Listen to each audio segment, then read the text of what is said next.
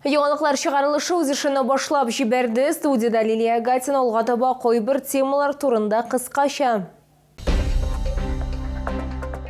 Шолда гараж 500 базары боксларны яба башладылар. Моның сәбәбе нидә? Тәҗрибә алмашу буенча килделәр. Шолда Татарстан территориаль иҗтимагый үз идарәләренең 9-нчы республика конференциясе узды. Сәүдә туктап калган кешеләр аптырашта һәм ни эшләргә белми. Шолда гараж 500 базары боксларын яба башладылар.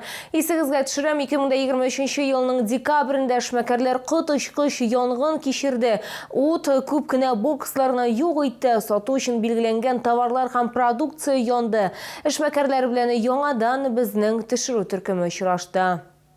Боксларын ябарга өлгермәгән эшмәкәрләр ашыгыч рәвештә алып китү өчен товарларны җыйганнар. Кайберәүләр башкаларга склад биналарын бушатырга ярдәм иткән, кайберләре бер нәрсәдә алырга өлгермәгән. Шулар сүзләренчә, базар администрациясе аларны кисәтмәгән. С вечера, часов 5, еще вчера закончили плюс-минус выезд, это в час-два ночи уже полностью. Сегодня уже пришли, вот опечатали, осталось только мебель по факту вывести. У нас никто в известность не поставил, что гараж 500 будет закрыт.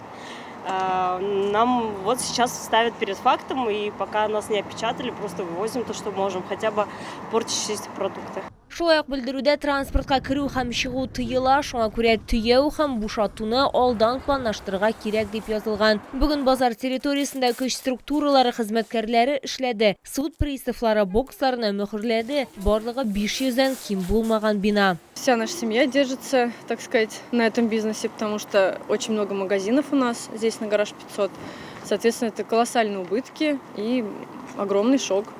Мы не успели даже, можно сказать, отойти от пожара, как уже тут опечатали все и, соответственно, все закрыли. İşli alasız deyip, tavar satalasız, alıp kırılasız, alıp çıkalasız, просто машиналарына кертмейбез дип әйттеләр. Без моңа әзер түгел, конечно. 2023 ел ахырында гараж 500 базары территориясендә кытычкыч янгын булды. Нәтиҗәдә 11 000 квадрат метрдан артык җирне ут кабап алды. 96 сәүдә ноктасы янып бетте. Ул вакытта эшмәкәрләргә махсус ташламалы микрозайм бирелде. Нам выдали помощь в размере кому как. Вот. Мне выдали тоже помощь, за которую я каждый месяц плачу 200 тысяч в Казань. Ну, под 5%, да. И вот сейчас, не знаю, как платить. Месяц пройдет, мне надо платить. Мы погорельцы, мы взяли микрозаймы. Я взяла микрозайм в счет залога своей квартиры. Город нам пошел как поручитель предоставить торговое место для работы. Сейчас этой торговой точки нет, и как этот платить микрозайм, я даже не представляю. Янгыннан соң күзәтчелек ведомствосы хезмәткәрләре тикшерү башлады. Алар янгын куркынычсызлыгы таләпләрен бозуны ачыклаганнар. Кабат тикшерүдә үткәрелде. 28 хокук бозуның 3-сен бетергәннәр, әмма аларга 17 яңасы өстәлгән. 2024 елдан суд тикшерүләре барды. Прокуратура судка базарны эксплуатацияләүне тыю турында мөрәҗәгать итте. Барысы да объектны алга таба эксплуатацияләү куркыныч тудыра дигән нигез аркасында һәм янгын куркынычсызлыгы таләпләрен үтәмәү билгесез бер төркем затларның гомерен һәм сәламәтлеген куркыныч астына кую. 14 ноябрьдә суд үтенече канәгатьләндерелде. Агымдагы елның 2 мартында Татарстан югары суды карары үзгәрешсез калдырды. Бүген приставлар башкаруга керештеләр. Лилия Гатина, Эльмира Гайнетдинова, Сергей Вильданов. Яңалыклар. Автобус салонында урын таптың икән, димәк сине бәхетле кеше. Ярчылы бакчачылары рейслар санын арттыруны сорыйлар. Алар әйтүенчә, юнәлештеләр күп, бер автобус бер юлы берничә бакчачылык җәмгыятенә керә. Шуңа күрә барлык теләүчеләр дә салонга эләгә алмый. Алар урамда кала һәм киләсе рейсны көтәргә мәҗбүр булалар. Бу хакта алар безнең төшерү төркеменә сөйләделәр.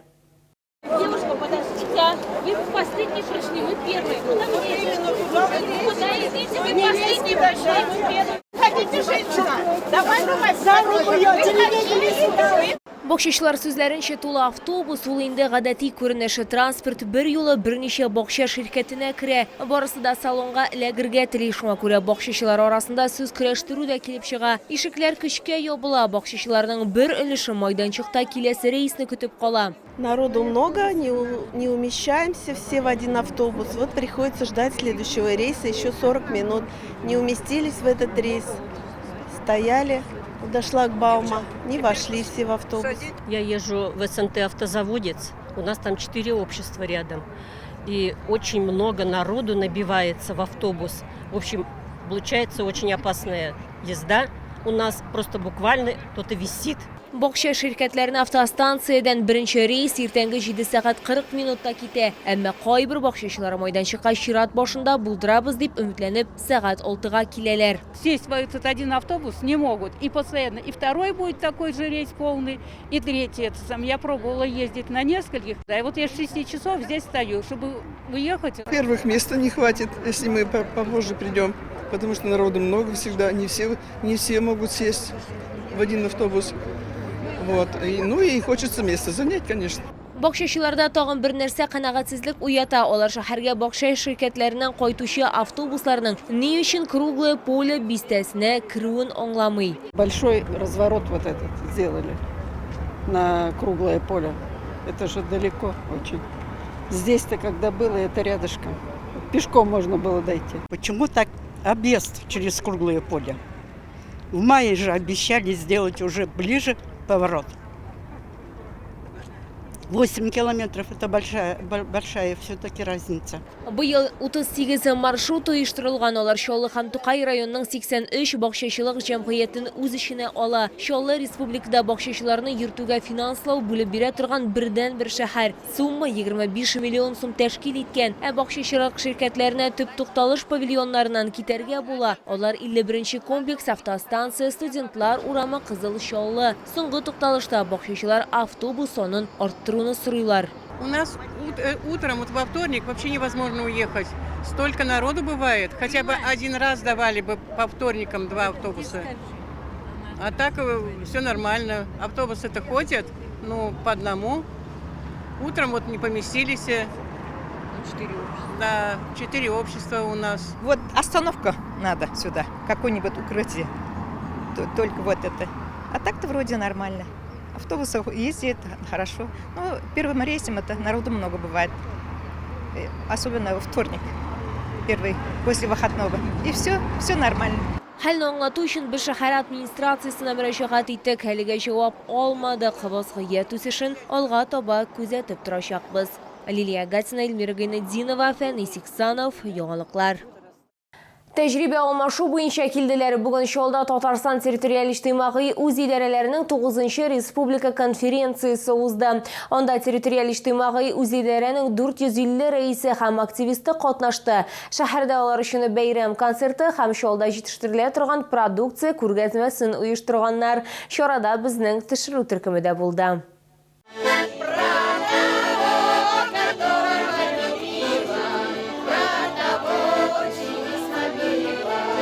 Tatarstan'ın territorial ijtimoiy o'z idorasidan 402 vakil tecrübe o'rtoqlashuv uchun Sho'rliga keldi. Uzak rayon territorial ijtimoiy o'z idora raislari ham aktivistlari o'z xizmatdoshlari uchun bayram programmasi ham Sho'rda yetishtirilgan produksiya ko'rgazmasi hazırladılar. Это мероприятие очень важно, необходимо, потому что, сами понимаете, у каждого своя методика, своя тактика работы, и когда кто-то делится, можно взять свою работу что-то интересное. Что-то интересное, возможно, унесут председатель ТОС сегодня с нашего мероприятия. Что-то узнают интересное, новенькое, может быть, свою работу включат. Встречаем гостей и вот выставили свою выставку, вот принесли этот чак-чак. Мы вот за 3 дня опять снова испекли 106 килограмм чак-чака, и вот в начале июня отправим. У нас будет 1500 тонн чак-чак отправлено будет. Tatarstan territorial ijtimoiy o'z idora raislari ham aktivistlari so'zlarına qaraganda, ularning ko'pisi Sho'rliga birinchi topqirgina kelmay, ham har vaqt ular o'z xizmatdoshlaridan nindidir yangi ham foydali narsalar bilib ketdi. Нам всем понравилось. Спасибо вам большое. Мы прямо с удовольствием едем к вам.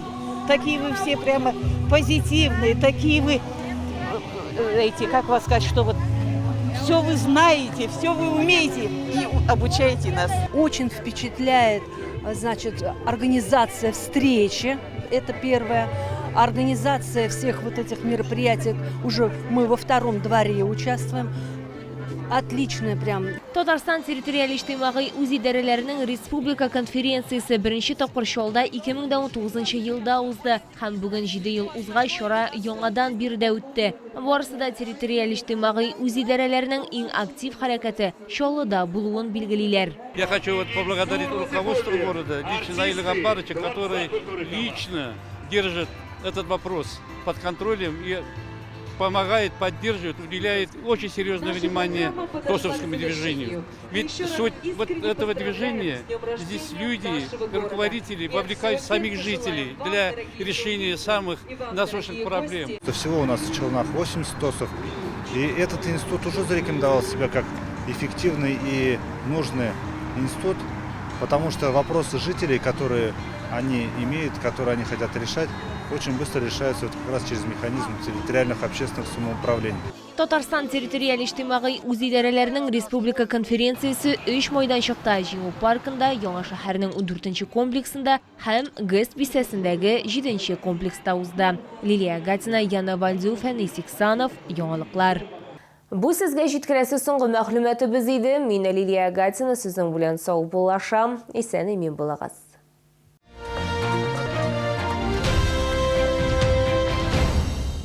Лечение, протезирование, имплантация зубов по доступным ценам. Стоматология «Улыбка». Улица Полякова, 2А.